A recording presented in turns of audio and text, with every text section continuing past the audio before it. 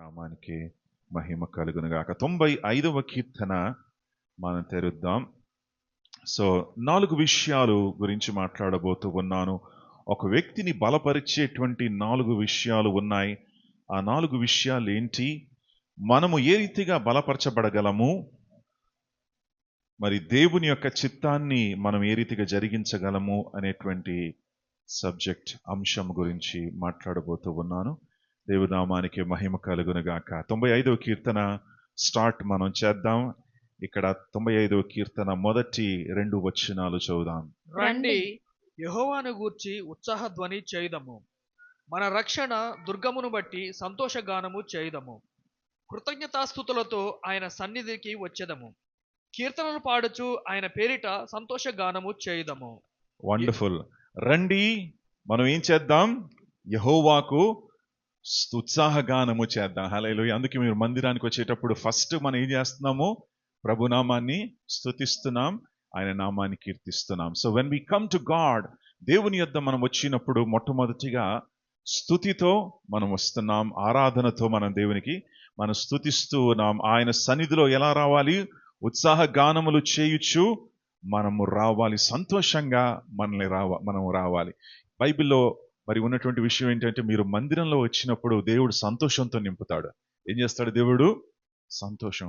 కొన్నిసార్లు మందిరానికి వెళ్ళినప్పుడు మీకు చాలా వేదన ఉండొచ్చు మనస్సులో, లేదా ఏదో ఒక విషయాన్ని గురించి కూడా మీరు చింతిస్తూ ఉండొచ్చేమో. అలా ఉన్నట్లయితే మందిరానికి వచ్చినప్పుడు, దేవుని సన్నిధిని మీరు వెతికినప్పుడు, దేవుడు నీ భారాన్ని తొలగించి, నీ వేదనను తీసివేసి, నీ యొక్క భారాన్ని తేలికగా దేవుడు చేస్తాడు. ఉదాహరణకు బైబిల్లో మనకు తెలుసు కదా, హన్నా ఎంతో భారముతో వచ్చింది దేవుని యొక్క సన్నిధిలో. పిల్లలు లేరు హన్నాకి. మరి హన్నా దేవుని యొక్క సన్నిధికి వచ్చి మొరపెట్టినప్పుడు దేవుడు హన్నాను కనికరించాడు, ఆమె భారాన్ని తీసివేశాడు. బైబిల్ ఏముంటుందంటే, ఆమె ఎలా వెళ్ళిందంటే తిరిగి సంతోషముతో వెళ్ళింది. దుఃఖముఖముతో వచ్చింది దేవుని సన్నిధికి, కానీ దేవుడు కనికరించిన తర్వాత హన్నా సంతోషముతో తిరిగి వెళ్ళింది. హల్లెలూయా. కనుక ప్రియులారా, మీరు మందిరానికి వచ్చినప్పుడు దుఃఖముతో వెళ్ళిపోకూడదు. హల్లెలూయా. మీరు మందిరానికి వచ్చేటప్పుడు దేవుడు ఏం చేస్తాడంటే, మీ భారాన్ని తొలగించి సంతోషముతో నిన్ను తిరిగి ఇంటికి పంపించేటువంటి దేవుడు. హల్లెలూయా. ఆయనను వెతికినప్పుడు he will send you back with gladness. సంతోషముతో ఆయన నిన్ను తిరిగి పంపిస్తాడు అని బైబిల్ సెలవిస్తోంది. 95వ కీర్తనలో ముందుగా ఆయనను మనం స్తుతించి ఆరాధించినప్పుడు ఆయన ఏం చేస్తాడో చూడండి. 6వ వచనము. ఆయన మన దేవుడు, ఆయన మన దేవుడు, మనము ఆయన పాలించు ప్రజలము. మనము ఎవరండి? ఆయన ప్రజలై ఉన్నాము, ఆయన మేపు గొర్రెలము. మనము ఆయన మేపు గొర్రెలము. 6వ వచనము. ఆయన మన దేవుడు, ఆ, మనము ఆయన పాలించు ప్రజలము, ఆయన మేపు గొర్రెలము. ఆ, రండి, నమస్కారము చేసి సాగుల పడదాము. రండి, నమస్కరించి ఏం చేద్దాము? సాగిల పడదాం. మనలను సృజించిన యెహోవా సన్నిధిని మోకరించుదాము. హల్లెలూయా. సో మనం ఎలా స్టార్ట్ చేస్తున్నాం? కృతజ్ఞతతో మనము స్టార్ట్ చేస్తున్నాం. తర్వాత మెల్లగా ఎక్కడికి వెళ్తున్నాము? ఆరాధనలోకి వెళ్తున్నాం. ఆరాధన అంటే ఇట్ ఇస్ మోర్ డీపర్ అన్నమాట. It is not just on the surface. స్తుతించవచ్చు, ఎవరైనా స్తుతించవచ్చు, కానీ ఆరాధన అనేది ఇట్ రిక్వైర్స్ మోర్. దాంట్లో మరి సమర్పణ ఉన్నది, మోకరించడం ఉంది. హృదయముల్లో మీరు మోకరించాలి, మీ హృదయాన్ని దేవునికి సమర్పించాలి. హల్లెలూయా. So that is worship.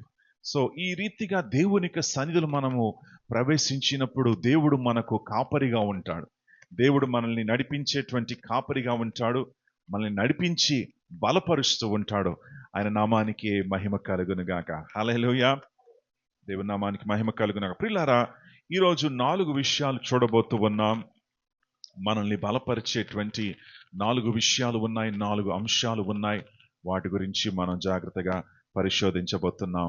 So మొట్టమొదటిగా మనల్ని బలపరిచేటువంటి ఒక విషయం ఉంది. రోమీయులకు రాసిన పత్రిక 7వ అధ్యాయము, రోమా 7వ అధ్యాయము 5వ వచనాన్ని చూద్దాం. Romans chapter 7 verse 5. ఏలయనగా మనము శరీర సంబంధులమై ఉండినప్పుడు మరణార్థమైన ఫలమును ఫలించుటకై ధర్మశాస్త్రము వలననైనా పాపేచ్ఛలు మన అవయవములలో కార్యసాధకములై ఉండెను అని మనం చూస్తూ ఉన్నాం. పాపములో ఉన్నప్పుడు మన అవయవాల్లో కొన్ని విషయాలు కార్యసాధకముగా ఉన్నవి. ఇంగ్లీష్లో ఏముందంటే మరి some things were at work in us, కొన్ని విషయాలు మనలో పనిచేస్తూ ఉన్నాయి. వర్క్ అనేటువంటి పదము గ్రీకు భాషలో దాని పదం ఏంటంటే, అర్థం ఏంటంటే ఎనర్జియో అనేటువంటి పదంలో నుండి మనకేం వచ్చింది? ఎనర్జీ అనేటువంటి పదం వస్తుంది. సో పాపము మనలో పనిచేస్తూ ఉన్నప్పుడు, పాపము ద్వారా మనిషి పనిచేస్తూ ఉన్నప్పుడు పాపము మనిషిని ఏమిస్తుంది? ఎనర్జీ ఇస్తుందంట. ఏంటా ఎనర్జీ? పాపము చేయడానికి ఎనర్జీ అన్నమాట. సో ప్రిలారా, పాపము ఏ రీతిగా పనిచేస్తుందంటే, ఒక బలమైనటువంటి the sin is a powerful force, ఒక బలమైనటువంటి శక్తి కలిగినటువంటి ఒక మరి ఫోర్స్ లాగా ఉన్నదని మనం చూస్తూ ఉన్నాం. ఈ పాపం అనేది అనేక విధాలుగా మన జీవితాలు కార్యం చేస్తామంటది. కోపము ద్వారా, ఆగ్రహము ద్వారా, అలాగే మరి శరీర కార్యాల ద్వారా, లైంగిక పాపాల ద్వారా, భయము ద్వారా అనేక విధాలుగా శరీర కార్యాలు మనలో పనిచేస్తూ ఉంటాయి. ఎప్పుడు పాపము మనలో ఏం చేస్తున్నప్పుడు? పరిపాలిస్తున్నప్పుడు, ఏలుతూ ఉన్నప్పుడు. పాపము ఒక బలమైనటువంటి ఒక శక్తి. It is a powerful force. అందుకే ఏ మనిషి కూడా పాపంలో నుండి తనకు తానే బయటికి రాలేడు. ఒక మనిషి పాపంలో నుండి బయటికి రావాలంటే దేవుని శక్తి ఆయనకు కావాలి. సో ఈ పాపము అనేక విధాలుగా మనకు కనబడతా ఉంది. కోపము ద్వారా కూడా కనబడతా ఉంటది.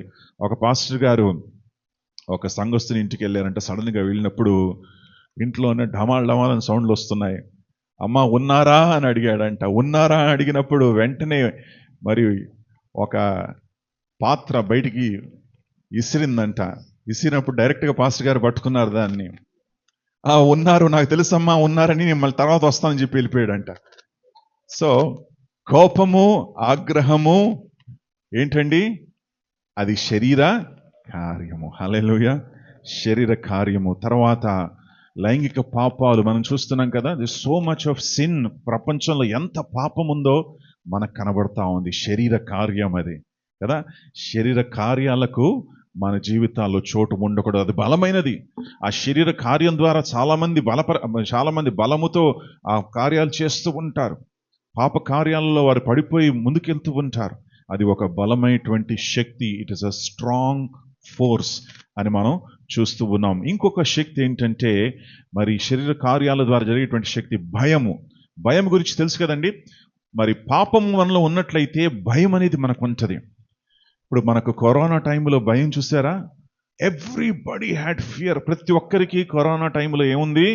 భయం అనేది ఏంటో ఆ రోజు మనకు అర్థమైందనమాట. హల్లెలూయా. మనము ఈ వచ్చే పాలు ప్యాకెట్ని కూడా శానిటైజర్తో కడిగేసాం. అవునా? శానిటైజర్ వేసి పాల ప్యాకెట్ కడిగేసాము. తర్వాత ఒక అతను ఏం చేశాడంటే, దాని మీద 99% జర్మ్స్ విల్ డై అని చూసి శానిటైజర్ తాగేస్తాడు ఆయన. ఎందుకంటే ఆయనలో మరి జర్మ్స్ అన్ని చచ్చిపోవాలని చేస్తాడనమాట. సో డోలోలు మనం తిన్నాం, యాంటీబయాటిక్లు వేసుకున్నాం, ఎలా పడితే అలా భయపడ్డాం. ఎంత భయపడ్డారు జనాలు. హల్లెలూయా. వ్యాక్సిన్ కావాలని ఎంత అల్లాడిపోయారు జనాలు. That is fear. అదేంటిది? భయము. భయాన్ని మనం చూసాం, కల్లారా మనం చూసాం. ప్రజలు ఎలా భయపడుతున్నారు మనం చూసాం. ఓకే, అది శరీరము యొక్క కార్యము. శరీరము ద్వారా, పాపము ద్వారా, మానవుని యొక్క స్వభావము ద్వారా వచ్చేటువంటిది భయం అన్నమాట. ఈ భయాన్ని చాలా మంది తొలగించుకోవడానికి మరి will power, I can win it by will power అనుకుంటారు. కొంతమంది ఏమంటారంటే డిసిప్లిన్, క్రమశిక్షణతో నేను పాపాన్ని జయిస్తానంటారు. స్నేహితులారా, క్రమశిక్షణ ద్వారా మనం జయించలేము. విల్ పవర్ ద్వారా మనం పాపాన్ని జయించలేము. It is not possible. ఎందుకంటే ఒకరోజు నువ్వు పాపం చేయకుండా ఉండొచ్చేమో, కానీ మరలా నువ్వు ఏం చేస్తావు? దాంట్లోనే పడిపోతావు. సో ఈ యొక్క శరీర కార్యాలు మనల్ని మరణంలోకి నడిపిస్తుంది అని బైబిల్ అంటా ఉంది. 5 వచనాన్ని మరొకసారి చూడండి అమ్మా. ఏలయనగా మనము శరీర సంబంధులమై ఉండినప్పుడు మరణార్థమైన ఫలమును ఫలించుటకై. ఏ ఫలము మనకు ఫలిస్తున్నాం? మనము మరణార్థకమైనటువంటి ఫలమును మనం ఫలిస్తా ఉన్నాం. శరీర కార్యాలు మరణానికి నడిపిస్తాయి, పాప కార్యాలు మరణానికి నడిపిస్తాయి. కనుక శరీర కార్యాల ద్వారా ఆ ఎనర్జియో వర్క్స్, ఆ ఎనర్జియో అనేటువంటిది మనకు ఎనర్జీ ఇచ్చి పాపములోకి, ఆ శరీర కార్యాలు చేస్తూ పాపములోకి మనము వెళ్ళిపోతూ ఉంటాం. దానిని మనము ఏ విధంగానైనా దానిని మనము ఏం చేయలేము, దాంట్లో నుండి బయటికి రాలేము. ప్రియులారా, మరి ఆత్మీయ సమస్య అది. It is a spiritual problem. ఈ ఆత్మీయ సమస్య వెళ్ళిపోవాలంటే ఆత్మీయ పరిష్కరణ దానికి కావాలి. You need spiritual answer, not physical answer. నేను డిసిప్లిన్గా ఉంటాను, క్రమశిక్షణ కలిగి ఉంటాను అని చెప్తే కుదరదు. ఎందుకంటే నీకేం కావాలి? దేవుని యొక్క శక్తి కావాలి. హల్లెలూయా, దేవుని నామానికి మహిమ కలుగునుగా. కనుక పాపం అనేది ఒక భయంకరమైనటువంటి శక్తి. ఆ శక్తిని జయించడానికి దేవుడు మనకు శక్తినిస్తూ ఉన్నాడు. రెండవ శక్తి మనం చూద్దాం. 4 విషయాల గురించి మాట్లాడుతున్నాను. మొదటి విషయం ఏంటంటే పాపము. రెండవ విషయం ఏంటంటే దురాత్మలు. రెండవ శక్తి ఏంటి? దురాత్మలు. దురాత్మలు చూసారా మీరు? దురాత్మలు గమనించారా మీరు? అవేం చేస్తాయంటే మనిషికి బలమునిస్తుంది, శక్తినిస్తుంది అనమాట. బలముతో, శక్తితో ఆ మనిషి మరి మామూలు వ్యక్తిగా ఉండడు. ఆయన అసాధారణంగా ప్రవర్తిస్తాడు, అసాధారణంగా కార్యాలు చేస్తూ ఉంటాడు. బైబిల్లో మనం చూస్తూ ఉన్నాం, యేసు ప్రభుల వారు గెరాసీను అనేటువంటి పట్టణానికి వెళ్ళినప్పుడు ఆయన ఎదుర్కోవడానికి దయ్యం పడినటువంటి, దురాత్మ పడినటువంటి వ్యక్తి వచ్చాడు. వచ్చినప్పుడు ఆయనను మరి సంకెళ్లతో వేసి కట్టినా సరే ఆయన ఏం చేసుకున్నాడంట? సంకెళ్లను విరగొట్టుకునేవాడు. ఆ సంకెళ్లను విరగొట్టుకునేటువంటి శక్తి ఎవరిచ్చారు? ఆ సాతాను, ఆ దురాత్మ అంత శక్తి ఆయనకి ఇచ్చిందనమాట. సో దురాత్మ ఏం చేస్తుందంటే మనిషిని ప్రేరేపించి మనుష్యులకు శక్తిని కూడా ఇచ్చేది దురాత్మ. దుష్కార్యములు చేయడానికి శక్తినిస్తుంది, పాపము చేయడానికి శక్తినిస్తూ ఉంది. సో ప్రియులారా, ఈ రీతిగా దురాత్మలు మనిషిలో ప్రవేశించినప్పుడు వారు అనేక కార్యాలు చేస్తూ ఉంటారు. మనం చూస్తున్నాం నూతన నిబంధనలో కూడా పౌలు గారు మరి పౌలు గారి యొక్క పేరును వాడుకుంటూ కొంతమంది స్కేవా కుమారులు ఏం చేశారంట? దురాత్మను వెలగొట్టడానికి చూసినప్పుడు దురాత్మ తిరిగి ఏం చేసింది? వారిని కొట్టి పంపించింది. సో 7 ఒక్క దురాత్మ కొట్టేసింది. 7 మనుషులు వెళ్ళినప్పుడు ఒక వ్యక్తి దురాత్మ చేత పీడించినటువంటి వాడు ఆ 7 తరిమి కొట్టాడు. అంటే అంత బలము ఎవరికి ఉంది? దురాత్మ శక్తులకు ఉన్నదని మనము చూస్తూ ఉన్నాం. కనుక ప్రియులారా, ఈ దురాత్మ లోపలికి ఎలా ప్రవేశిస్తుందంటే అనేక కారణాలు బట్టి ప్రవేశిస్తుంది. మొదటిది ఏంటంటే పాపము. పాపము మనలో ఉన్నట్లయితే, పాపములో మనం కొనసాగుతూ ఉన్నట్లయితే దురాత్మ శక్తులకు మనం ఏం చేస్తున్నాము? ద్వారాన్ని తెరుస్తూ ఉన్నాం. ఆ దురాత్మ శక్తులు వచ్చి పనిచేస్తూ ఉంటాయి. రెండవది ఏంటంటే మన జీవితాల్లో కొన్ని మరి ట్రామాటిక్ ఎక్స్పీరియన్సెస్ మనం అనుభవించినట్లయితే దాని ద్వారా కూడా దురాత్మ శక్తులు లోపలికి ప్రవేశించడానికి అవకాశం ఉంది. మూడవది ఏంటంటే బై జనరేషనల్ కర్సెస్.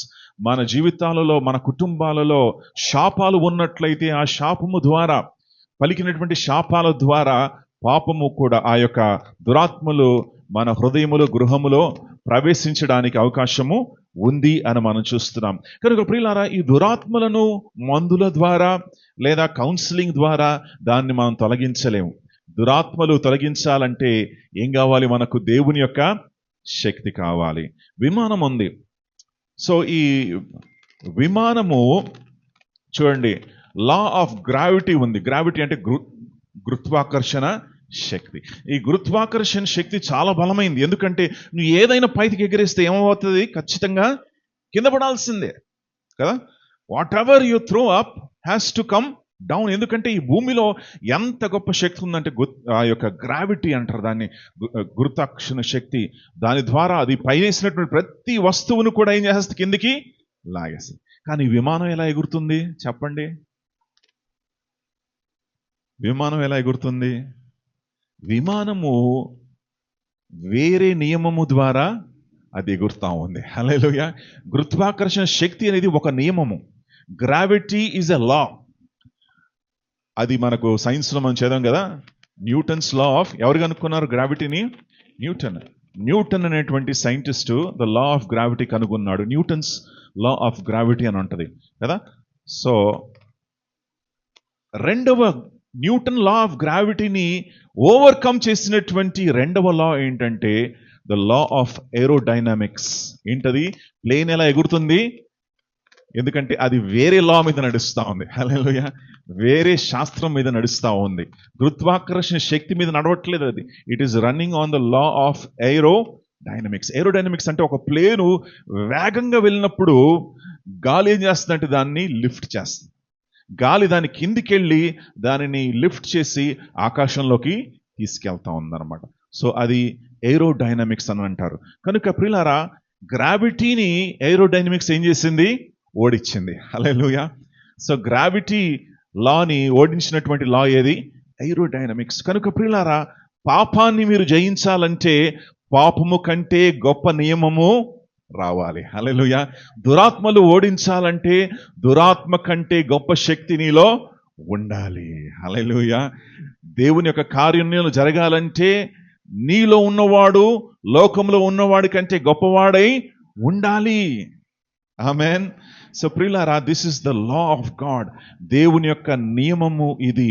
ఆ నియమం ఏంటంటే God wants you to be an overcomer. నువ్వు ప్రతి విషయాన్ని జయించాలి. ఏ రీతిగా అయితే ఏరోప్లేను గురుత్వాకర్షణ శక్తిని జయించి ఆకాశంలోకి ఎగురుతుందో, నువ్వు కూడా నీ యొక్క జీవితంలో లోకమును, పాపమును, దురాత్మ శక్తులను ఓడించి నువ్వు కూడా ఆకాశములో తనతో పాటు ఎగరాలని దేవుడు ఆశపడుతున్నాడు. హల్లెలూయా. ప్రియులారా, అటువంటి శక్తిని దేవుడు నీకు ఇవ్వాలని ఆశపడుతున్నాడు. ఈరోజు ఆ శక్తిని మనం ఎలా పొందుకోవచ్చు? దేవుడు అనుగ్రహించేటువంటి ఆత్మశక్తి ద్వారా మనం ఏ రీతిగా ఎదుర్కోగలము, ఏ రీతిగా మన జయ జీవితాన్ని జీవించగలమనేది మనం చూసుకోబోతున్నాం. దేవుని పరిశుద్ధ నామానికి మహిమ కలుగునుగాక. సో ఈ యొక్క దేవుని యొక్క వాక్యములో మొదటి తెస్సలోనిక గ్రంథము 2వ అధ్యాయము 13వ వచనానికి తెరుద్దాం. మొదటి తెస్సలోనిక 2వ అధ్యాయము 13వ వచనం. ఆ హేతువు చేతను మీరు దేవుని గూర్చిన వర్తమాన వాక్యము మా వలన అంగీకరించినప్పుడు మనుషుల వాక్యమని ఎంచక అది నిజముగా ఉన్నట్టు దేవుని వాక్యమని దానిని అంగీకరించితిరి గనుక మేమును మానక దేవునికి కృతజ్ఞతాస్తుతులు చెల్లించుచున్నాము. ఎస్, దేవుని వాక్యము అది మనుష్యుల వాక్యము కాదు, దేవుని యొక్క వాక్యము. హెబ్రీ 4:12 చూద్దామమ్మా. హెబ్రీ 4:12 చూడండి, చదవండి. హెబ్రీ 4:12. ఎందుకనగా దేవుని వాక్యము సజీవమై దేవుని వాక్యము సజీవమై బలము కలిగినది, రెండంచులు గల ఎటువంటి ఖడ్గము కంటెను, రెండంచుల ఎటువంటి ఖడ్గము కంటేను వాడిగా ఉంది దేవుని వాక్యము. ప్రాణాత్మలను ప్రాణ ఆత్మలను కీళ్లను మూలుగులను విభజించినంత మట్టుకు దూరుచు హృదయం యొక్క తలంపులను ఆలోచనలను శోధించుచున్నది. హృదయము యొక్క తలంపులు ఆలోచనలకు వెళ్ళిపోతుంది దేవుని వాక్యం. సో దేవుని యొక్క వాక్యం అనేది ఈజ్ పవర్ఫుల్. దేవుని వాక్యము శక్తి గలది. తన వాక్యము సుత్తి లాంటిది, తన వాక్యము ఖడ్గము లాంటిది, తన వాక్యము అగ్ని లాంటిది, శుద్ధీకరిస్తుంది, బద్దల కొడుతుంది. ఖడ్గము చేత దేవుడు ఏం చేస్తాడంటే తన వాక్యాన్ని మరి పంపించి మన హృదయ లోతుల్లో ఉన్నటువంటి ప్రతి విషయాన్ని బయట పెడతాడు దేవుడు. హల్లెలూయా. తన వాక్యము శక్తి గలది, జీవం కలిగినటువంటి దేవుని వాక్యము. సో మూడవ శక్తి ఏంటండి? దేవుని యొక్క వాక్కు శక్తి. మొదటి శక్తి ఏం చూసాం మనం? లోకంలో ఉన్నటువంటి మొదటి శక్తి పాపపు శక్తి. మనిషి పాపంలో నుండి బయటికి రాలేకపోతున్నాడు. ఎప్పుడు చూసినా పాపంలో పడుతూనే ఉన్నాడు, శరీర పాపాల్లో పడిపోతూ ఉన్నాడు, ఆయన లోకపు విషయాల్లో మునిగిపోయి తిరుగుతా ఉన్నాడు, అందులో నుండి బయటికి రాలేకపోతున్నాడు. రెండో వైపు మనం చూస్తున్నాం దురాత్మల శక్తి ఉంది. దురాత్మలు మనుషులను పీడించి మనిషిని మరి దేవునికి దూరం చేసి వారిని ఆవరించి వారిని పీడిస్తా ఉంది. దురాత్మ శక్తిని, పాపపు శక్తిని జయించడానికి దేవుడు మనకు శక్తినిచ్చాడు. హల్లెలూయా. ఆయన ఏమంటున్నాడంటే, ఇదిగో నీలో ఉన్నవాడు లోకంలో ఉన్నటువంటి వాడి కంటే గొప్పవాడు. యేసు ప్రభుల వారు వచ్చింది అపవాది క్రియలన్నిటినీ లయపరచడానికి వచ్చాడు. హల్లెలూయా. సో ప్రియులారా, ఈరోజు మీరు భయపడాల్సిన అవసరం లేదు, మీరు ధైర్యంగా ఉండొచ్చు. ఎందుకంటే జయ జీవితాన్ని దేవుడు మనకు ఇస్తున్నాడు. హల్లెలూయా. Is offering us victory. ఆయన మనకు విజయాన్ని, జయాన్ని మనకు అనుగ్రహిస్తున్నాడు. సో దేవుని యొక్క వాక్యం అనేది సజీవమైనది, జీవము కలిగినది, రెండంచుల ఖడ్గము లాంటిది. సో ప్రియులారా, రెండంచుల ఖడ్గం అంటే మనం జాగ్రత్తగా వాడాలి. అవునా? ఒకవైపు అంటే ఇఫ్ ఇట్ ఇస్ ఒకవైపే వాడిగా ఉందనుకోండి, మీరు కట్ చేయొచ్చు. రెండు వైపులా వాడుకుంటే మీరేం చేయాలి? ఇంకా ఎందుకంటే నువ్వు దాన్ని కట్ చేసేటప్పుడు ఏమవుతుంది, నీకు కూడా కట్ అయిపోద్ది. అవునా? సాధారణంగా ఒకవైపే మనం ఏదైనా కూరగాయలు కట్ చేసుకుంటే ఒకవైపు దాన్ని వాడి రెండు వైపులు చేయం మనం. సో కానీ దేవుని ఒక వాక్యం ఎలాంటిదంటే, నువ్వు వాక్యాన్ని విత్తేటప్పుడు ఆ వాక్యం నీకు కూడా తగులుతుంది. హల్లెలూయా. ఇప్పుడు నేను వాక్యం చెప్తున్నాను అనుకోండి, ఆ వాక్యం మీకు మాత్రమే కాదు, ఆ వాక్యము నాకు కూడా వర్తిస్తూ ఉంది కదా. మన వాక్యాన్ని ప్రకటించేటప్పుడు, వాక్యాన్ని చదివేటప్పుడు అది మనకు వినేటువంటి వారికి ప్రతి ఒక్కరికి వర్తించేది దేవుని యొక్క వాక్యం. రెండంచుల ఖడ్గము లాంటిది వాక్యము. హృదయము లోతులోకి దూరి మన యొక్క ఆత్మ, ప్రాణము, శరీరాన్ని ఏం చేస్తుంది? విభజింపచేసి మనలో ఉన్నటువంటి మరి దేవునికి ఆయాసకరమైనటువంటి మార్గాలన్నీ కూడా దేవుడు ఏం చేస్తున్నాడు? తన వాక్యము ద్వారా శుద్ధీకరిస్తున్నట్లుగా మనం చూస్తూ ఉన్నాం. సో ప్రియులారా, దేవుని యొక్క వాక్యము మనము చదివినప్పుడు, వాక్యమును ధ్యానించినప్పుడు, వాక్యమును నెమరు వేస్తూ ఉన్నప్పుడు, వాక్యము ద్వారా బలము, శక్తిని దేవుడు మనకు ఇస్తున్నాడు. హల్లెలూయా. సో ప్రియులారా, దేవుని యొక్క వాక్యపు శక్తిని మనం ఎలా పొందుకోవాలో మనం నేర్చుకుందాం. మొట్టమొదటిగా దేవుని వాక్యాన్ని గణపరచాలి. ఏం చేయాలి మీరు? వాక్యాన్ని గణపరచాలి. ద వర్డ్ ఆఫ్ గాడ్, ఇది దేవుని యొక్క వాక్యము కనుక దేవుని యొక్క వాక్యాన్ని చులకనగా తీసుకోకుండా దేవుని వాక్యాన్ని గణపరిచి మనం హెచ్చించాలి. హల్లెలూయా. సో ఒక పాస్టర్ గారు ఇంటికి వచ్చారంట. ఇంటికి వచ్చి, అమ్మ మనం ప్రార్థన చేద్దాం, బైబిల్ ఒకసారి తీయమ్మా అంటే, ఉంది పాస్టర్ గారు. రే బైబిల్ ఎక్కడ ఉందరా? మొత్తం ఇల్లంతా వెతుకుతున్నారు. వెతికి ఎక్కడో దొరికింది అని చెప్పి దులిపి తీసుకొచ్చి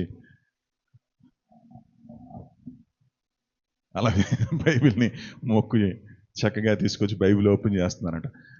వాక్యాన్ని గణపరచడం అది కాదు. వాక్యాన్ని గణపరచాలంటే ఏం చేయాలి? అనుదినము వాక్యాన్ని చదవాలి. హల్లెలూయా.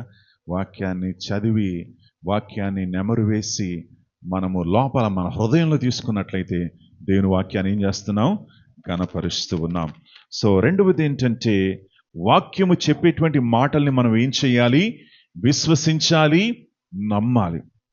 వాక్యమును విశ్వసించాలి, నమ్మాలి. మూడవది, వాక్యమును మనము ధ్యానం చేయాలి. We need to meditate on the word of God. చాలా మంది వాక్యాన్ని చదువుతారు కానీ వాక్యాన్ని ధ్యానం చేయలేరు. ఎందుకంటే వాళ్ళకి వేరే విషయాల గురించి ధ్యానం చేస్తూ ఉంటారు. ఆఫీసు గురించి ధ్యానం చేయాలి, లేదా మరి దాని గురించి ఆలోచన చేయాలి, దీని గురించి ఆలోచన చేయాలి. మందిరంలో కూడా కొన్నిసార్లు ఇలాగే ఉంటారు. కొంతమంది చూస్తూ ఉంటారు, చిరునవ్వుతూ ఉంటారు, కానీ మైండ్లో ఏముంది? వాళ్ళకి ఇక్కడే ఉన్నారు కానీ మనసు ఎక్కడుంది? ఇంట్లో ఉందన్నమాట. ఎప్పుడైపోతుంది, ఎప్పుడు ఇంటికి వెళ్ళిపోతాను, చాలా పనులు ఉన్నాయి, నాకు పనులు చేసుకోవాలి, ఆఫీస్లో పనులు ఉన్నాయి, మరి అక్కడికి వెళ్ళాలి, వాడి ఈఎంఐస్ కట్టాలి, ఎప్పుడు లోన్ క్లియర్ అవుతుంది, ఇట్లా కూర్చొని ఉంటారు. కానీ మనసులో ఇవన్నీ కూడా తిరుగుతా ఉంటాయి అన్నమాట. హల్లెలూయా. సో ప్రియులారా, దేవుని యొక్క వాక్యాన్ని మనస్సులో ధ్యానం చెయ్యాలి కదా.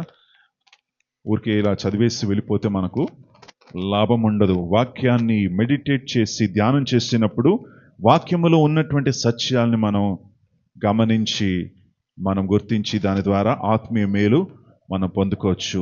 ధ్యానించడం మాత్రమే కాదు, వాక్యానికి లోబడాలి. ఏం చేయాలి ప్రియులారా?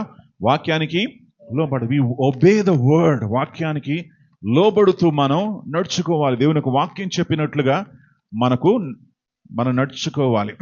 సౌలు ఏం చేశాడో తెలుసా? దేవుడు సౌలుకి ఇచ్చినటువంటి ఆజ్ఞ ఏంటంటే, నువ్వు వెళ్ళి అమాలేకీలందరినీ కూడా హతము చేసేసేయి అని దేవుడు ఆజ్ఞాపించినప్పుడు సౌలు లోబడకుండా ఆయన కొన్ని గొర్రెలు, మేకలు అన్ని కూడా పట్టుకొచ్చి తన మరి ఇశ్రాయేలు యొక్క గుడారాల దగ్గర పెట్టినప్పుడు సమూయేలు ప్రవక్త వచ్చి అడిగాడు, ఏంటి బాబు, ఏదో సౌండ్లు వస్తున్నాయి, నాకు గొర్రెల సౌండు, మేకల శబ్దం వస్తుంది, ఏమైందంటే, ఏమి కాలేదు సమూయేలు గారు, మేము కేవలము దేవునికి అర్పించడానికి కొన్ని గొర్రెల మేకలు తీసుకొచ్చేసాం. కానీ దేవుడు అన్నాడు కదా, ఏమన్నాడు దేవుడు? సమస్తమును నాశనం చేయాలన్నాడు కదా, నువ్వు అన్ని పట్టుకొచ్చావేంటి అని అడిగినప్పుడు సౌలు ఏమన్నాడంటే, లేదు, ఇది దేవునికి నేను అర్పణగా అర్పించాలి. నిజంగా ఆయన మనసులో అర్పణ లేదండి. ఆయన మనసులో ఏముంది? లోభం ఉంది. ఈ wants to grab it for himself, తన కోసం పెట్టుకుందామని చూశాడు. ఇవన్నీ ఎందుకు వేస్ట్ చేయాలి, వీటన్నిటిని చంపితే మనకు లాభం ఏముంది, మనం పెట్టుకుందాం అని ఆలోచన చేసి దేవునికి అర్పణగా తీసుకొచ్చాను అంటున్నప్పుడు మరి దేవుడు ఏమన్నాడో తెలుసా, నీ అర్పణ నాకు అవసరం లేదు. హల్లెలూయా, నీ అర్పణ నాకు వద్దు. చూడండి 50వ కీర్తనలో కూడా దేవుడు దావీదుతో అన్నటువంటి మాటలు, లేదా ఆసాపు పొందుకున్నటువంటి, దేవుడు ఆసాపుకు తెలియపరిచినటువంటి చక్కటి సత్యాలేంటో చూడండి. దేవాది దేవుడైన యెహోవా ఆజ్ఞ ఇచ్చుచున్నాడు, తూర్పు దిక్కు మొదలుకొని పడమటి దిక్కు వరకు భూ నివాసులను రమ్మని ఆయన పిలుచుచున్నాడు. పరిపూర్ణ సౌందర్యము గల సియోనులో నుండి 50వ అధ్యాయము మరి 8వ వచనము చూడండి. నీ బలుల విషయమై నేను నిన్ను గద్దించుటలేదు, నీ బలుల విషయములో నేను గద్దించట్లేదు, నీ దహన బలులు నిత్యము నా ఎదుట కనబడుచున్నవి. నీ ఇంట నుండి కోడెనైనను, నీ ఇంట్లో కోడలైనను, నీ మందలో నుండి పొట్టేళ్లనైనను నేను తీసుకొనను. నాకు వద్దు. అడవి మృగములన్నీయు, అడవి మృగములన్నీ, 1000 కొండల మీది పశువులన్నీయు నావే గదా. 1000 కొండల మీద ఉన్న పశువులన్నీ కూడా నావే కదా. కొండలలోని పక్షులన్నిటినీ నేను ఎరుగుదును, పొలములలోని పశ్వాదులు నా వశమై ఉన్నవి. లోకమును దాని పరిపూర్ణతయు నావే. నేను ఆకలి కొనెను నీతో చెప్పను, నేను ఆకలి కొంటే కూడా నీకు చెప్పను. ఎందుకంటే వీళ్ళేమనుకున్నా అంటే దేవునికి ఆకలి వేస్తుందేమో, అందుకే దహన బలి తీసుకొచ్చి దేవునికి అర్పిస్తున్నారు. రే బాబు, కొండల మీద ఉన్నదంతా కూడా నాదేరా, నాకు ఆకలి వేయదు, కావాలంటే నేను నీకు చెప్తానా, ఒకవేళ నాకు ఆకలి వేస్తే నీకు చెప్తాను, లేరా బాబు వద్దు, ఇవన్నీ కూడా తీసుకురాకండి, ఎందుకు, నీ హృదయం నాకు కావాలి. హల్లెలూయా. దహన బలులు కాదు ఆయన కావాల్సింది కదా, గొర్రెలు మేకలు అన్ని పట్టుకొచ్చి దాన్ని కట్ చేసి దేవుని ముందు అర్పణగా వేస్తా ఉన్నారు వీళ్ళు. హృదయాలు మాత్రం దేవునికి దూరంగా ఉన్నాయి. దేవునికి ఏం కావాలో చూడండి, చదవండి. వృషభముల మాంసము నేను తిందునా, పొట్టేల రక్తము త్రాగుదునా. దేవునికి స్తుతి యాగము చేయుము. దేవునికి ఏం చెయ్యాలి, స్తుతి యాగము చెయ్యండి. మహోన్నతునికి నీ మొక్కుబడులు చెల్లించుము. మహోన్నతునికి నువ్వేం చెయ్యాలి, మొక్కుబడులు చెల్లించాలి. కనుక ప్రియులారా, దేవునికి ఏం కావాలంటే ఆయన వాక్యానికి లోబడి నువ్వు నడుచుకోవాలి. సో దేవుని చిత్తం ఏంటంటే ఆయన నువ్వు గణపరచాలి, ఆయన మాటకు లోబడాలి. ఆయన ఏమంటున్నాడంటే కృతజ్ఞత అర్పణలను నువ్వు అర్పించాలి అని దేవుడు అంటున్నాడు. అప్పుడు నువ్వు అర్పించి కృతజ్ఞత అర్పణలు అర్పించినప్పుడు నేనేం చేస్తాను, నాకు మొరపెట్టుడి, నేను నీకు ఉత్తరం ఇస్తాను అంటున్నాడు దేవుడు. హల్లెలూయా. సో ప్రియులారా, నేను నీకు జవాబు ఇస్తాను. నువ్వు ఇవన్నీ కూడా, ఈ కోడ్లు మేకలు ఇవన్నీ కూడా తీసుకొచ్చి అర్పించి దాని రక్తాన్ని పూసి ఇవన్నీ కూడా చేయాల్సిన పని లేదు. ఎందుకంటే దేవుని యొక్క కోరిక ఏంటంటే ఆయన మన హృదయాలను కోరుకుంటున్నాడు. హల్లెలూయా. మన హృదయాలను కోరుకుంటున్నాడు. దేవుని నామానికి మహిమ కలుగునుగా. కనుక దేవునికి వాక్యాన్ని మనము ధ్యానం చేసి వాక్యం మీద మనము అనుసరించాలి. ఇంకో విషయం ఏంటంటే వాక్యాన్ని మనము నోటితో ఒప్పుకోవాలి. వాక్యాన్ని ఏం చేయాలి, నోటితో ఒప్పుకోవాలి. వాక్యాన్ని నమ్మడం మాత్రమే కాదు, వాక్యానుసారంగా కూడా మాట్లాడాలి. ఉదాహరణకి ఇశ్రాయేలీయులు మరి దేవుడు వారిని ప్రేమించి ఐగుప్తు నుండి బయటికి తీసుకొచ్చి కానాను దేశం యొక్క మరి ఆ బార్డర్ వరకు తీసుకెళ్ళాడు. బార్డర్ వరకు తీసుకెళ్ళి అక్కడి నుండి ఒక అడుగు వేస్తే కానాన్లోకి వెళ్ళిపోతారు. కొంతమంది వేగుల వారిని పంపించి వెళ్ళి చూడండమ్మా ప్రదేశం ఎలా ఉందంటే చూశారు. తిరిగి వచ్చిన తర్వాత ఏమన్నారు తెలుసా, దేవుడిచ్చేటువంటి ప్రదేశం మంచిదే, కానీ దేవుడిచ్చేటువంటి ప్రదేశము సస్యశ్యామలమైనటువంటి ప్రదేశం, కానీ దేవుడిచ్చేటువంటి ప్రదేశము పాలు తేనెలు ప్రవహించేటువంటి ప్రదేశమే, కానీ కానీ కానీ అని వాళ్ళు ఏమన్నారంటే వారి సొంత ఆలోచన పెట్టామన్నారంటే మా వల్ల కాదు, మీ వల్ల కాదయ్యా, దేవుడు తీసుకెళ్తాడు మిమ్మల్ని, మేము లోపలికి వెళ్ళలేము, శత్రువు ఏం చేస్తాడు, చంపేస్తాడు మమ్మల్ని అని భయపడి ఇశ్రాయేలీయులు మరలా వెనక తిరిగి మోషేను వదిలేసుకొని వేరే మనిషిని నాయకుడిగా ఎన్నుకొని వారు వెళ్ళిపోదామని ప్లాన్ చేశారు. కనుక ప్రియులారా, దేవుని యొక్క వాక్యాన్ని మరి నమ్మడము మాత్రమే కాదు, మన నోటితో కూడా మనం ఏం చేయాలి, ఒప్పుకోవాలి. హల్లెలూయా. కాలేబు యెహోషువ చేసినట్లుగా, కాలేబు యెహోషువ ఏమన్నారు, ఇదిగో మేము లోపలికి వెళ్ళొచ్చు, శత్రువు ఎంత గొప్పవాడైనా సరే మా దేవుడు వానికంటే గొప్పవాడు. హల్లెలూయా. శత్రువు గొలియాతులాగా ఉండొచ్చు, కానీ దావీదులాగా చిన్న ఒడిసెతో చిన్న రాయితో ఆ గొలియాతు లాంటి సమస్యల్ని కూడా మనం ఏం చేయగలము, జయించగలము. కనుక ప్రియులారా, నీ సమస్యను చూసి నువ్వు భయపడకూడదు. నీ ముందున్నటువంటి గొలియాతును చూసి, నీ ముందున్నటువంటి ఆరోగ్య సమస్య, నీ ముందున్నటువంటి మరి ఎటువంటి సమస్య ఉన్నా సరే, నా దేవునికి అది చాలా చిన్నది. హల్లెలూయా. నా దేవునికి అది అసాధ్యమైనది కానే కాదు. ఆయన దానిని జయించడానికి మార్గాన్ని చేయగలడు, ఆ మార్గాన్ని నీకు చూపించగలడు. కనుక వాక్యాన్ని నమ్మి ఒప్పుకోవాలి. ఎలా ఒప్పుకుంటారు? యేసయ్య నన్ను స్వస్థపరుస్తాడు. హల్లెలూయా. యేసయ్య నన్ను బాగు చేస్తాడు. యేసయ్య నా జీవితాన్ని కడతాడు. యేసయ్య నా జీవితంలో ఆశ్చర్యకార్యాలు చేస్తాడు. యేసయ్య నన్ను బలపరుస్తాడు. రానున్న రోజుల్లో నా కుటుంబము దీవించబడుతుంది అని నువ్వేం చెయ్యాలి? నీ నోటితో ఏం చెయ్యాలి? ఒప్పుకోవాలి. అలా ఒప్పుకున్నప్పుడు వాక్యము నీ హృదయంలో, నీ జీవితంలో కార్యం చేస్తుంది. హల్లెలూయా. జీవం కలిగిన వాక్యము, మరి శక్తిగల వాక్యము, రెండంచుల ఖడ్గము లాంటి వాక్యము నీ హృదయములో కార్యం చేసి నీ జీవితంలో కూడా దేవుడి కార్యాన్ని చేస్తాడు. కనుక మూడో విషయం ఏంటంటే, వాక్యము ఎలాంటిది? శక్తి గలది. హల్లెలూయా. సో మొదటి శక్తి ఏంటి? పాపము, నెగిటివ్ శక్తి అన్నమాట. రెండవ శక్తి ఏంటి? దురాత్మల యొక్క శక్తి, నెగిటివ్ శక్తి. పాజిటివ్ శక్తి ఏంటంటే దేవుని యొక్క వాక్యము. హల్లెలూయా. నాలుగవ శక్తి మనం చూడబోతున్నాం. దేవుని నామానికి మహిమ కలుగును గాక. యేసు ప్రభుల వారు యోహాను సువార్త 16వ అధ్యాయము 7వ వచనములో ఈ మాటలు సెలవిచ్చారు. John chapter 16:7. అయితే నేను మీతో సత్యము చెప్పుచున్నాను, నేను వెళ్ళిపోవుట వలన మీకు ప్రయోజనకరము. నేను వెళ్ళిపోవడం నీకు ప్రయోజనం అంటే శిష్యులందరూ కూడా చూశారు, ఒకరి ముఖం చూసుకున్నారు. యేసయ్యా, మీరు ఉన్నప్పుడే మేము అలా ఇలా ఉన్నాము, విశ్వాసం మాలో అంతగా లేదు, ఇప్పుడు మీరు వెళ్ళిపోతే ప్రయోజనం అంటారేంటి? మమ్మల్ని విడిచి వెళ్ళకండి యేసయ్యా అని పట్టుకున్నారు గట్టిగా. ఎవరిని? యేసయ్యని. యేసయ్య ఉండండి, మమ్మల్ని వదిలేయండి అయ్యా, నన్ను వదిలేయండి, నేను పరలోకానికి వెళ్ళాలి, తండ్రి దగ్గర కూర్చోవాలి, నేను తండ్రి కుడి పార్శ్వము కూర్చోవాలి, నన్ను వదిలేస్తే నేను నీకు ఆదరణకర్తను పంపిస్తాను. హల్లెలూయా. నేను వెళ్ళిపోవడమే మంచిది. యేసయ్య వెళ్ళిపోవడం మంచిది కాదా? మంచిదే అని మరి బైబిలు సెలవిస్తా ఉంది. ప్రియులారా, యేసయ్య భూలోకానికి రావడానికి 2 కారణాలు ఉన్నాయి. అందరూ చెప్పండి, 2 కారణాలు. మీ పక్కన వాళ్ళకి చెప్పండి, 2 కారణాలు ఉన్నాయని. ఎటువైపు చెప్పారా? తిరిగి చెప్పారా పక్కన వాళ్ళకి? ఒకసారి మళ్ళీ చెప్పండి, 2 కారణాలు ఉన్నాయి. 2 కారణాలు ఉన్నాయి. ఓకే. మొదటి కారణం ఏంటో తెలుసా? పాపాలను తొలగించడానికి.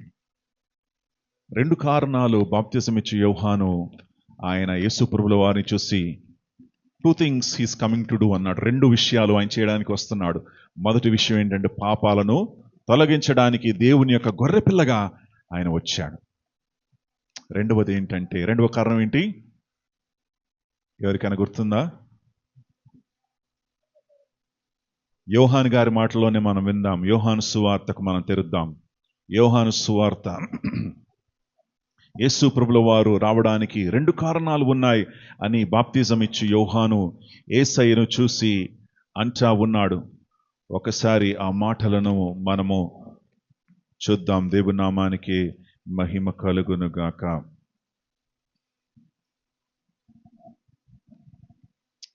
29వ వచనం.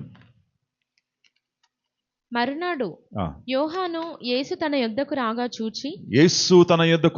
చూచి ఇదిగో లోక పాపమును మోసుకొని పోవు దేవుని గొర్రెపిల్ల. లోక పాపములను మోసుకొని పోవు దేవుని గొర్రెపిల్ల. యేసయ్య ఏం చేస్తున్నాడంటే, మోసుకుంటూ ఉన్నాడు. పాపమును తన భుజము మీద మోసుకుంటూ ఉన్నాడు. He's carrying the burden of sin. పాపము యొక్క భారాన్ని తన మీద మోసుకుంటున్నాడు. హల్లెలూయా. తన మీద పాపాన్ని వేసుకుంటూ ఆయన కలువరి సిలువకి ఎక్కి, కలువరి సిలువలో ఆయన మన కోసం మరణించాడు అని మనం చూస్తున్నాము. రెండవ కారణం ఏంటి అని మనం చూడబోతున్నాం. 33వ వచనము. నేను ఆయనను ఎరుగనైతిని గాని నీళ్ళలో బాప్తిస్మమిచ్చుటకు నన్ను పంపినవాడు నీవెవని మీద ఆత్మ దిగివచ్చి నిలుచుట చూతువో ఆయనే పరిశుద్ధాత్మలో బాప్తిస్మమిచ్చువాడని నాతో చెప్పెను. రెండో కారణం ఏంటి? ఆయన రావడానికి పరిశుద్ధాత్మలో బాప్తిజం ఇవ్వడానికి. The two fold work of Jesus Christ. యేసు ప్రభుల వారు లోకానికి రావడానికి రెండు కారణాలు: పాపాలు మోసుకుంటూ దేవుని యొక్క గొర్రెపిల్లగా మరణించడానికి, రెండవది పరలోకానికి వెళ్ళి మన కొరకు ఆదరణకర్తను పంపించి ఆదరణకర్తలో మనకు బాప్తిజం ఇవ్వడానికి, అంటే ఆత్మలో మనల్ని ముంచివేయడానికి, ఆత్మలో మనల్ని నింపడానికి ఆయన వచ్చాడు. హల్లెలూయా, దేవుని నామానికి మహిమ కలుగును గాక. ఇప్పుడు మరలా తిరిగి వద్దాం. యోహాను 16:7 ఒక అద్భుతమైనటువంటి సత్యం ఉంది, మీకు చూపించాలని ఆశపడుతున్నాను. 16:7 సత్యము చెప్పుచున్నాను, ఆ.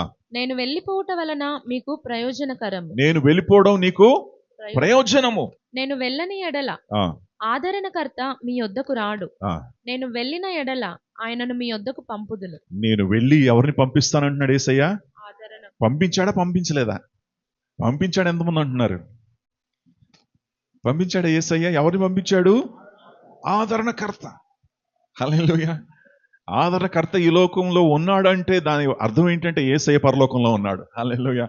యేసయ్య పరలోకంలో ఉండి మన కొరకు ఆదరణకర్తను పంపించాడు. హీ సెంట్ హిస్ స్పిరిట్, తన ఆత్మను మన కోసం పంపించాడు. ఆదరణకర్త. యోహాను సువార్త 16 ఆయనకు మరొక పేరుంది. ఆయన పేరు ఆదరణకర్త. ఇంకా ఆయన వచ్చి పాపమును గూర్చియు నీతిని గూర్చియు తీర్పును గూర్చియు లోకమును ఒప్పుకొనజేయును.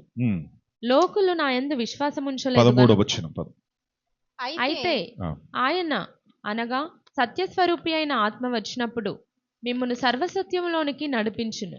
ఏం చేస్తాడంట? సర్వ సత్యములోకి నడిపిస్తాడు. ఆయన తనంతట తానే ఏమీయూ బోధింపక వేటిని వినునో వాటిని బోధించి సంభవింపబోవు సంగతులను మీకు తెలియజేయును. ఆయనకు సర్వ సత్యములోకి నడిపిస్తాడు. ఇంగ్లీష్లో ఏముందంటే హీ విల్ గైడ్ యూ. అందరూ చెప్పండి గైడ్. గైడ్ మీకు తెలుసా ఎవరో? మీరు ఎక్కడైనా గోల్కొండ ఈ కోట ఉంది చూడండి, గోల్కొండ కోటను చూడడానికి వెళ్ళినట్లయితే అక్కడ కొంతమంది ఉంటారు. సార్ ఐఎమ్ గైడ్ అంటారు. ఎవరు వాళ్ళు? గైడ్ అంటారు. గైడ్ అంటే వాళ్ళకి కోట గురించి మొత్తం తెలుసు. నువ్వు ఒకరివే వెళ్ళి కోట చూస్తే నీకేం కూడా అర్థం కాదు. ఎందుకు? నువ్వేమనుకుంటావు? ఇవన్నీ రాళ్ళు ఉన్నాయి ఏంటి, ఇన్ని రాళ్ళు ఉన్నాయి ఏంటి, ఇంత హైట్లో ఎందుకు కట్టారు ఏంటి అని అనుకుంటావు. కానీ ఈ గైడ్ వస్తే ఏం చేస్తాడు? ఆయన కోట యొక్క చరిత్ర ఆయనకి తెలుసు. సో మొత్తం హిస్టరీ నీకు చెప్తాడు ఆయన. కోట ఎందుకు కట్టారు, ఇక్కడ ఉన్నటువంటి రూమ్ ఏంటి, ఈ గదిలో ఏముంది, మరి రాజు ఎక్కడ కూర్చునేవాడు, సైన్యం ఎక్కడ ఉండేది, మరి ఈ యొక్క ఆహారం ఎక్కడ ఉండేది, అక్కడ మరి నీళ్లు ఎలా వచ్చింది, ఇవన్నీ కూడా ఎవరు చూపిస్తారు మీకు? గైడ్ అనేవాడు చూపిస్తాడు. సో పరిశుద్ధాత్మ దేవునికి ఉన్నటువంటి ఒక బిరుదు ఏంటంటే హీ విల్ గైడ్ యూ. హల్లెలూయా. ఆయన చూపిస్తాడు, బాబు సతీష్ ఇదిగో నాన్న ఇలా నువ్వు చెయ్యాలి, అలా చెయ్యాలి, పలానా చోటుకు నువ్వు వెళ్ళాలి, పలానా పని నువ్వు చెయ్యాలి. అక్కడికి వెళ్ళకు అంటాడు. ఇదిగో ఈ రూట్లో వెళ్ళు, అది అది అది తప్పు దారి, ఇది సరైనటువంటి దారి, ఇది మేలు నీకు, ఇది నీకు దీవెన, ఇది నీకు ఆశీర్వాదం అని ఎవరిస్తారు నీకు గైడెన్సు? పరిశుద్ధాత్మ. He is your guide. రెండవది ఏంటంటే ఆ గైడ్కి ఉన్నటువంటి మరొక పదం ఏంటంటే కోచ్. ఏమంటారు? కోచ్.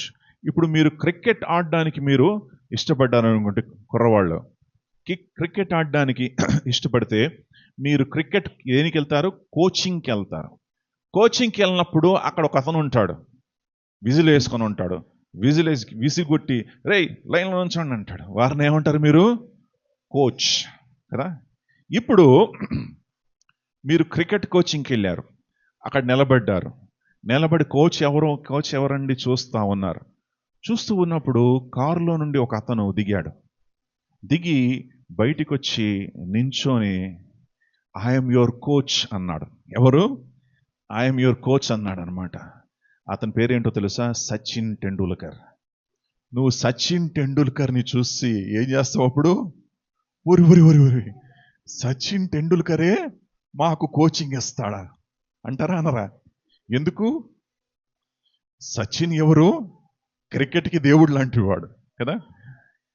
ఆయన స్టాటిస్టిక్స్ చూస్తే సచిన్ తెండూల్కర్ 51 100s కొట్టాడు, 51 టెస్ట్ 100లు కొట్టాడు, 50 వన్డే ఇంటర్నేషనల్స్ ఆడాడు, 200 టెస్ట్ మ్యాచ్లు ఆడాడు, సుమారు 500 వన్డే ఇంటర్నేషనల్స్ ఆడాడు. తర్వాత 200 వికెట్లు తీశాడు. బౌలింగ్ కూడా వచ్చి ఆయనకి 200 వికెట్స్ కూడా తీశాడు. అది మాత్రమే కాదు, క్యాచింగ్ కూడా వస్తుంది ఆయనకి. 250 క్యాచెస్ తన కెరియర్లో పట్టుకున్నాడు. సో ఈ కోచ్ ఎవరు మామూలు వ్యక్తి కాదు. హల్లెలూయా, ఎంతో గొప్ప వ్యక్తి. నీకు కోచింగ్ ఇవ్వడానికి సచిన్నే మరి ఆయన వచ్చినట్లయితే నువ్వు ఎంత పడిపోతావు. హల్లెలూయా. నీ కోచ్ ఎవరో తెలుసా? ఆత్మీయ జీవితంలో పరిశుద్ధాత్మ దేవుడు. హల్లెలూయా. ఆయన ఎవరు? భూమి పునాది వేసినటువంటి దేవుడు ఆయన. హల్లెలూయా. ఆయన నిన్న నేడు నిరంతరము ఏకరీతిగా ఉన్నటువంటి దేవుడు. Is your coach. Hallelujah. Is your mentor. Is the person who will guide you. నిన్ను గైడ్ చేసేటువంటి దేవుడు ఆయన. కనుక నువ్వు ఎంత సంబరపడిపోవాలి, ఎంతగా ఆయన మీద ఆధారపడాలి. నువ్వేం చేయాలి? ప్రతి విషయాన్ని కూడా కోచ్ గారు నాకు చూపించండి, కోచ్ గారు ఇది చేయొచ్చా, అయ్యా కోచ్ నాకు చెప్పండి, ఎలా బౌలింగ్ వేయాలి, ఎలా చెయ్యాలి, ఇలా నుంచుంటే కరెక్టా, ఈ పొజిషన్లో ఉంటే కరెక్టా, అడగరా మీరు? అడుగుతారు కదా. అలాగే పరిశుద్ధాత్మ దేవుని మీరేం చెయ్యాలి? అడగాలి. అయ్యా నేను పని చేయొచ్చా, నేను వెళ్ళొచ్చా, నేనేం చెయ్యాలి, ఎలా నడుచుకోవాలి, ఎలా ప్రవర్తించాలి, ఎలా నా జీవితాన్ని నడిపించుకోవాలి, నా కుటుంబాన్ని నడిపించే మార్గం చూపించండి అయ్యా అని ఎవరిని అడగాలి? మీరు కోచ్ని అడగాలి. కోచ్ ఎవరు? పరిశుద్ధాత్మ దేవుడు. హల్లెలూయా. ఆదరణకర్త, కోచ్, హెల్పర్, గైడ్ అని యేసు ప్రభుల వారు మీకు మేలు కలుగుతుంది, ఆయన నమ్మండి, ఆయనను పంపిస్తానని చెప్పి యేసయ్య వెళ్ళాడు. హల్లెలూయా. సో ప్రియులారా, ఈ కోచ్ అనేవాడు చేసేటువంటి పని ఏంటంటే కోచింగ్ మాత్రమే కాదు, ఆయన నిన్ను బలపరిచే దేవుడు ఆయన. హల్లెలూయా. నిన్ను బలపరిచి he will fill you with power.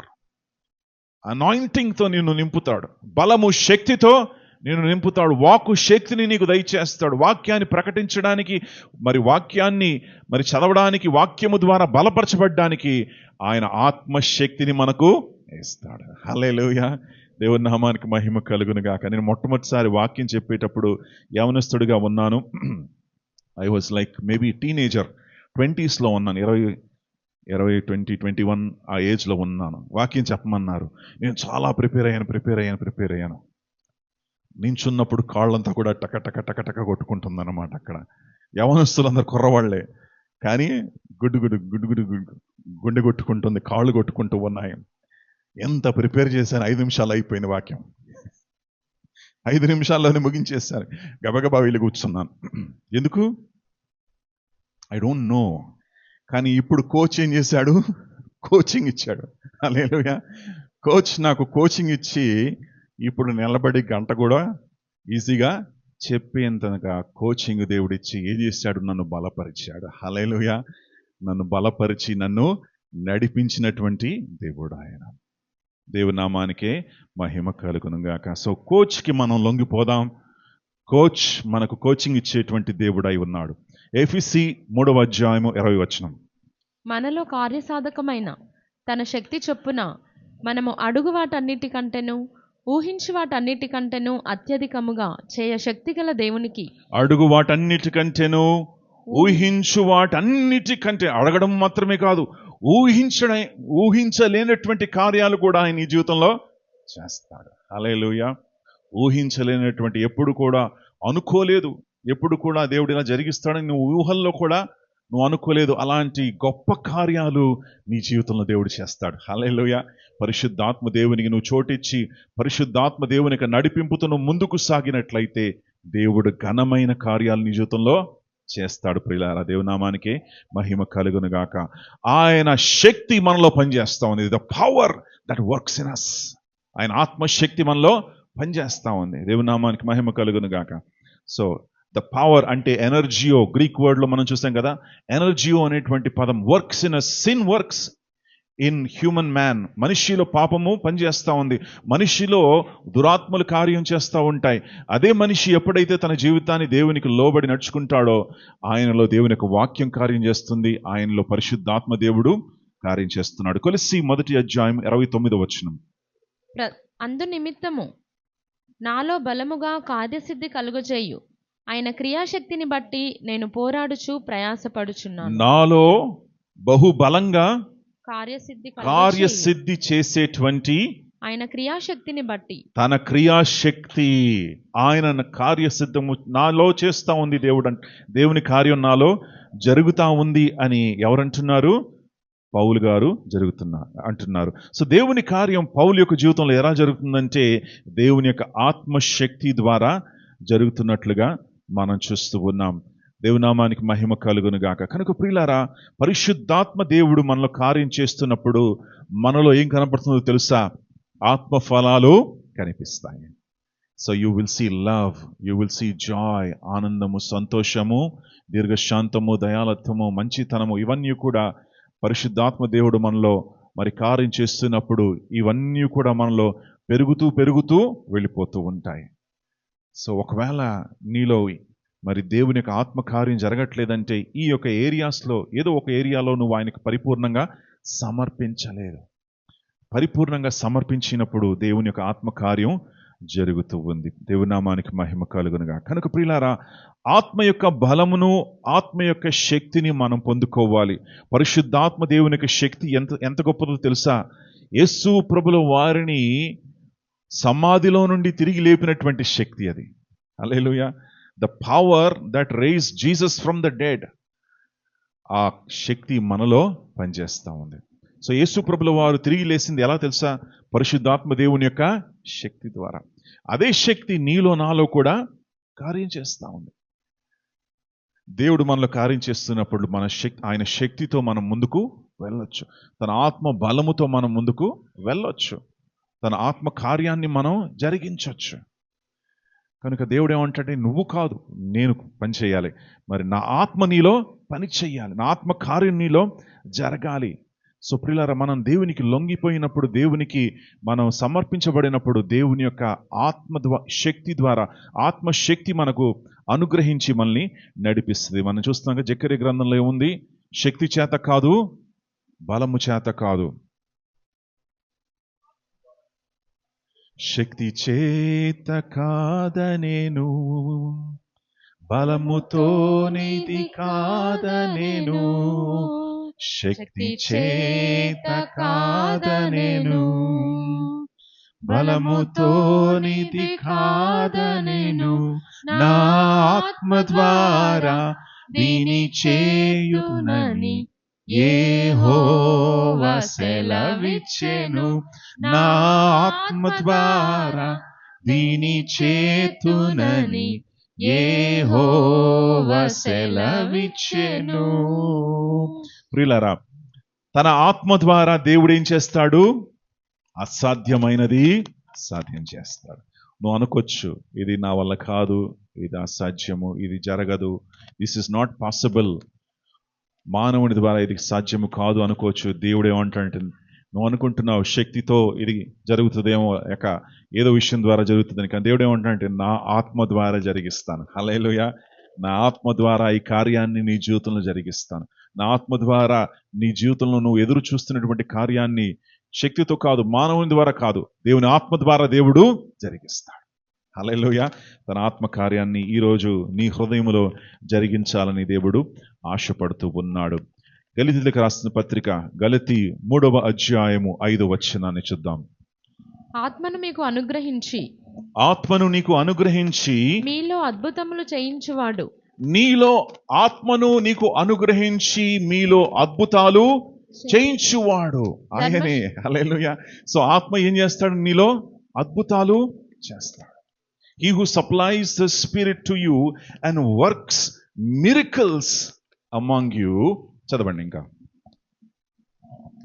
ఆత్మను నీకు అనుగ్రహించి మీలో అద్భుతాలు చేయువాడు ధర్మశాస్త్ర సంబంధ క్రియల వలన లేక విశ్వాసముతో వినుట వలన చేయించుచున్నాడు. గమనించండి, ఇందులో గొప్ప సత్యం ఉంది. ఆత్మ, అద్భుతాలు, విశ్వాసము, 3 విషయాలు గమనించండి. అందరు చెప్పండి, ఆత్మ, అద్భుతాలు, విశ్వాసం. పౌలు ఏమంటున్నాడంటే, the spirit, how the holy spirit works, పరిశుద్ధాత్మ దేవుడు ఎలా కార్యం చేస్తాడు, ఎలా అద్భుతాలు చేస్తాడంటే విశ్వాసము ద్వారా జరిగిస్తాడు. ఎలా చేస్తాడు? విశ్వాసము ద్వారా. సో విశ్వాసము ద్వారా ఆ విశ్వాసము మీలో ఎలా ఎలా వస్తుంది? వినుట వలన. రోమా 10:17 కూడా ఉంది, విశ్వాసము వినుట ద్వారా వస్తుంది. అందరూ చెప్పండి, వినుట ద్వారా. ఒకసారి గట్టి చెప్పండి, వినిపించట్లేదు. వినుట ద్వారా. కాగా ఆ, వినుట వలన విశ్వాసము కలుగును. వినుట వలన, విశ్వాసము కలుగును. గట్టి చెప్పండి, వినుట వలన వినుట వలన విశ్వాసము. గందరగోళంగా ఉంది, మళ్ళీ నా వెనకాల చెప్పండి, వినుట వలన విశ్వాసము కలుగుతుంది. హల్లెలూయా. సో ఈ గంట వాక్యం ఎందుకు చెప్తున్నాను మీకు? మీలో ఏం రావాలి? గట్టి చెప్పండి, విశ్వాసము. హల్లెలూయా. ఈ విశ్వాసం ద్వారా ఏం జరుగుతుంది? గట్టి చెప్పండి, కార్యములు జరుగుతాయి. అద్భుతాలు. హల్లెలూయా. అక్కడ ఉంది కదండి, విశ్వాసం ద్వారా, ఆత్మ ద్వారా దేవుడు ఏం చేస్తాడు? అద్భుతాలు. సో నా బాధ్యత ఏంటంటే మీలో విశ్వాసాన్ని పెంచాలి. మీ విశ్వాసాన్ని కృంగింపు చేయడం కాదు నా బాధ్యత. నీ విశ్వాసాన్ని బలపరచాలి. నీ విశ్వాసం బలపరచబడినప్పుడు దేవుని యొక్క ఆత్మ ఏం చేస్తాడంటే నీ విశ్వాసాన్ని చూసి నీలో అద్భుతాలు దేవుడు చేస్తాడు. హల్లెలూయా. వినుట వలన విశ్వాసం వస్తుంది, విశ్వాసము ద్వారా ఆత్మశక్తి ద్వారా దేవుని యొక్క అద్భుతాలు నువ్వు నీ జీవితంలో చేస్తావు. అందుకే జాగ్రత్తగా వినండి. అలా కూర్చొని అని చూసుకుంటూ పరధ్యానములో ఉండకండి. దేవుని యొక్క వాక్యాన్ని వింటూ జాగ్రత్తగా వాక్యాన్ని వినండి. ఎందుకంటే ఈ వాక్యం ద్వారా మీకు ఏమొస్తుంది? గట్టి చెప్పండి, విశ్వాసం. అమ్మయ్యా, వింటున్నారు. దేవునికి మహిమ కలుగునుగాక. సో దేవుని యొక్క ఆత్మశక్తి మనకు కావాలంటే మనము యూదాపత్రిక 20వ అధ్యాయం 20వ వచనంలో పరిశుద్ధాత్మ దేవుని యొక్క శక్తి మనకు కనబడతా ఉంది. అక్కడ how do we receive the power of the holy spirit? పరిశుద్ధాత్మ శక్తి ఎలా పొందుకుంటాం? ప్రియులారా, ఆ. మీరు విశ్వసించు అతి పరిశుద్ధమైన దాని మీద మిమ్మును మీరు కట్టుకొనుచు పరిశుద్ధాత్మలో ప్రార్థించుచు నిత్య జీవార్థమైన మన ప్రభువగు యేసుక్రీస్తు కనికరము కొరకు కనిపెట్టుచు దేవుని ప్రేమలో నిలుచున్నట్లు కాచుకొనియుండుడి. మిమ్మల్ని మీరు కట్టుకొనియుండుడి. సో యూదాపత్రిక 20th verse చక్కగా ఉంది ఈ మాటలు. But beloved, build yourself. మీ విశ్వాసములో అతి పరిశుద్ధమైన దానిని మిమ్మల్ని మీరు ఏం చేసుకోవాలి? కట్టుకోవాలి. అందరూ చెప్పండి, కట్టుకోవాలి. కట్టుకోవడం అంటే ఆటోమేటిక్గా జరుగుతుందా? కదా, ఆటోమేటిక్ జరుగుతుందా కట్టుకోవడం? కానే కాదు. ఒక విషయాన్ని కట్టాలంటే ప్రయాసం ఉంటుంది. ఒక విషయాన్ని కట్టాలంటే శ్రమ ఉన్నది. ఒక విషయాన్ని మనం చెయ్యాలంటే శ్రమ పడాలి, కష్టపడాలి, మనం ముందుకు వెళ్ళాలి. దానికి రిసోర్సెస్ కావాలి, దానికి వెల చెల్లించాలి. అలా వెల చెల్లించినప్పుడు ఒక విషయం కట్టబడుతుంది. హల్లెలూయా. ఊరికే ఒక బిల్డింగ్ కట్టలేం మనం కదా, ఊరికే ఒక పనిని మనం చేయలేం. ఏదైనా చెయ్యాలంటే ప్రయాసం ఉండాలి, ఏదైనా చెయ్యాలంటే దానికి వెల చెల్లించాలి, ఏదైనా జరగాలంటే దానికి నువ్వు ప్రయాసముతో ముందుకు సాగాలి. అదే రీతిగా ఆత్మీయ జీవితంలో కూడా ప్రియులారా, విశ్వాసంతో మీరు వింటే కూడా సరిపోదు. ఎందుకంటే మీరేం చెయ్యాలి? మిమ్మల్ని మీరు కట్టుకోవాలి.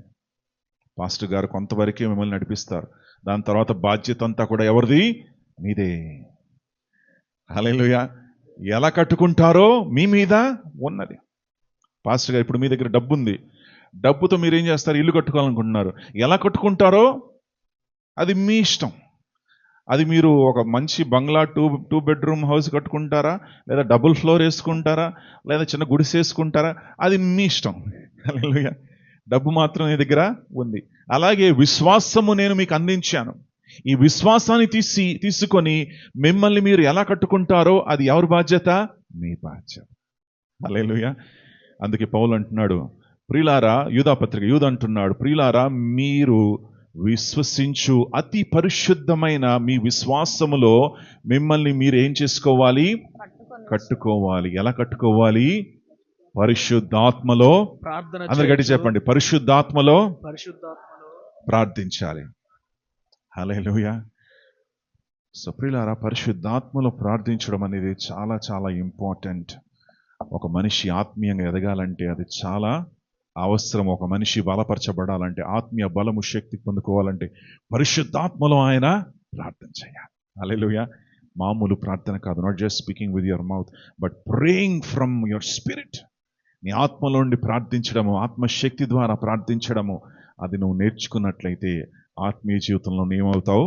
కట్టబడతావు. హల్లెలూయా. అద్భుతాలు జరుగుతాయి. దేవుడి కార్యాన్ని జరిగిస్తాడు. కనుక పరిశుద్ధాత్మలో ప్రార్థించడం అనేది మర్చిపోకండి. ప్రతిరోజు పరిశుద్ధాత్మ దేవుని అడగండి, ప్రభువా పరిశుద్ధాత్మలో నన్ను ప్రార్థించడానికి శక్తిని దయచేయి అని నువ్వు ప్రభుని అడిగినప్పుడు ప్రభు ఆత్మశక్తిని దయచేస్తాడు. పరిశుద్ధాత్మలో ప్రార్థించాలి. సో 95వ కీర్తన మనం చూసుకున్నాం కదా. మనం ముందుకెళ్ళాలంటే ఆరాధించాలి, పరిశుద్ధాత్మలో ప్రార్థించాలి. అలా చేసినప్పుడు ఆత్మీయ బలము, ఆత్మీయ శక్తిని మనము పొందుకుంటాం. బలహీనంగా మనం ఉండము, బలవంతులుగా మనము ఉంటాం. చాలా మంది బలహీనంగా ఉంటున్నారు ఈ రోజుల్లో. మరి కోవిడ్ వచ్చిన తర్వాత మరి చాలా మంది యొక్క ఇమ్యూనిటీ పడిపోయింది అనమాట. ఇమ్యూనిటీ చాలా మందికి పోయింది. ఎందుకంటే ఆ రోగాలు భయంకరమైన రోగాలు. ఆ రోగాలు సోకిన తర్వాత మనం తీసుకున్న మెడిసిన్స్, మనం తీసుకున్న యాంటీబయాటిక్స్ ఇవన్నీ కూడా ఏం చేస్తుంది, మనిషిలో ఉన్నటువంటి ఆ ఇమ్యూనిటీ, ఎదుర్కొనేటువంటి రోగాలను ఎదుర్కొనే శక్తి తగ్గిపోయింది మనిషిలో. అందుకే ఇప్పుడు ఏం కావాలి? మనకు ఎనర్జీ కావాలి. హల్లెలూయా. మనకు కావాల్సిందంటే మల్టీవిటమిన్స్, ఎనర్జీ, ఇవన్నీ కూడా మనం పొందుకున్నట్లయితే మనం మరలా ఏం చేసుకోవచ్చు? బలాన్ని, శక్తిని పొందుకోవచ్చు కదా. సో ప్రియులారా, దేవుని యొక్క ఆత్మీయ జీవితంలో కూడా నువ్వు బలపరచబడాలి. దేవుని కోసం నువ్వు స్థిరంగా ఉండాలి. ప్రభువుని ఆరాధించండి. ఆత్మీయ బలం ఎలా పొందుకోవాలంటే దేవుని ఆత్మను ఆహ్వానించండి. మొదటిగా దేవుని యొక్క ఆత్మను ఆహ్వానించండి, దేవుని ఆత్మను గౌరవించండి. రెండవది ఆరాధించండి. రెండవది ఏం చేయాలి? అందరూ చెప్పండి, ఆరాధించాలి. హల్లెలూయా. ఆరాధనలో దేవుని ఆత్మ ఉంది, దేవుని ఆత్మశక్తి ఉంది. కనుక worship God, God will fill you with his spirit. దేవుని ఆరాధించినప్పుడు తన ఆత్మతో దేవుడు నిన్ను నింపుతాడు. తర్వాత ఆత్మలో ప్రార్థించండి, దేవుని యొక్క విశ్వాసములో ముందుకు వెళ్ళండి. Then you will experience power of the holy spirit. పరిశుద్ధాత్మ శక్తితో నువ్వు రోగాలు జయిస్తావు, సమస్యలు జయిస్తావు. మరి ప్రతి విషయం మీద దేవుడు నీకు విజయాన్ని ఇస్తాడు. హల్లెలూయా. దేవుడు ఈరోజు నీకు విజయాన్ని ఇవ్వాలని ఆశపడుతున్నాడు. మరి ప్రతి విషయం పైన జయాన్ని ఇచ్చి జయశీలుడుగా నేను నిలబెట్టాలని ఆశపడుతున్నాడు. కనుక ప్రియులారా, ఈ 4 శక్తుల గురించి మనం విన్నాం. ఏ శక్తి మనకు కావాలో మనమే కోరుకోవచ్చు. శరీర కార్యాలు చేసేటువంటి, శరీరము ఇచ్చేటువంటి శక్తి, అది మనల్ని పాప కార్యాల్లోకి నడిపిస్తుంది.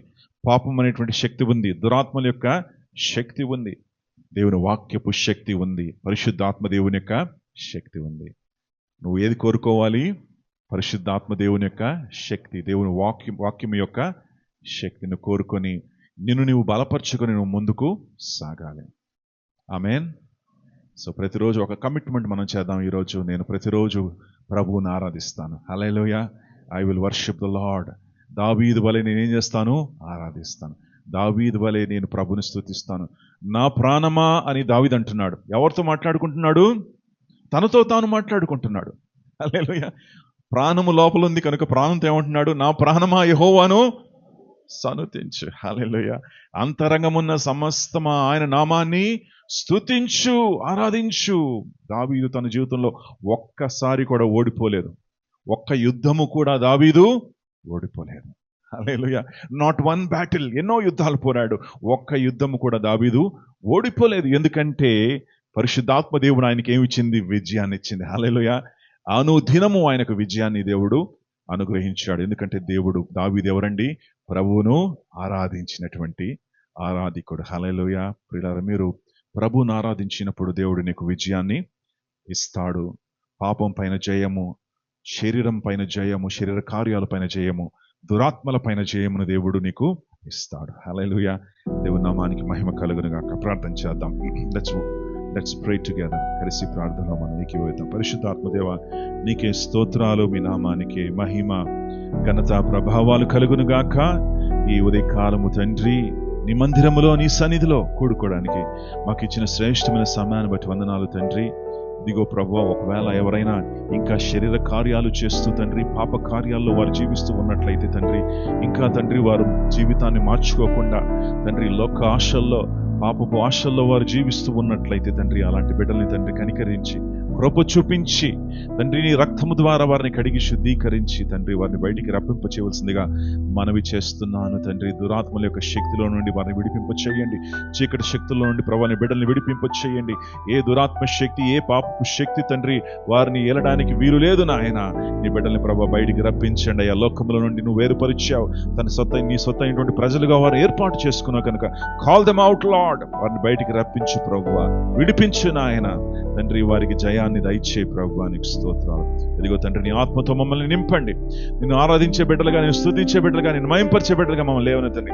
దావీదు వలె నేను స్తుతించాలి. దావీదు వలె 7 మార్లు దేవుని స్తుతించినట్లుగా మేము ప్రతిరోజు నీ సన్నిధిలో ప్రభు కనబడి నేను స్తుతించి నీ నామాన్ని తండ్రి ఆరాధించడానికి మాకు సహాయం చేయి. పరిశుద్ధాత్మతో మనల్ని నింపండి అయ్యా తండ్రి. మా యొక్క ఆత్మీయ జీవితాలు విశ్వాసము ద్వారా కట్టుకునే కృపను మాకు దయచేయండి. మీ నామానికి సమస్త మహిమ కలుగును గాక తండ్రి. ఇదిగో జయ జీవితాన్ని జీవించడానికి మమ్మల్ని పిలిచినందుకు వందనాలు. ఓడిపోవడానికి మమ్మల్ని పిలవలేదు తండ్రి. తండ్రి ప్రతి విషయంలో తండ్రి మేము జయించాలి. లోకాన్ని, పాపాన్ని, శరీరాన్ని తండ్రి ప్రతి విషయంలో జయాన్ని పొందుకుంటూ మేము ముందుకు సాగే కృపను మాకు దయచేయండి. మీ నామానికి మహిమ, ఘనత, ప్రభావాలు కలుగును గాక. యేసయ్య పేరట స్తుతించి నీ నామాన్ని మహిమపరుస్తున్నాను తండ్రి. ఆమేన్.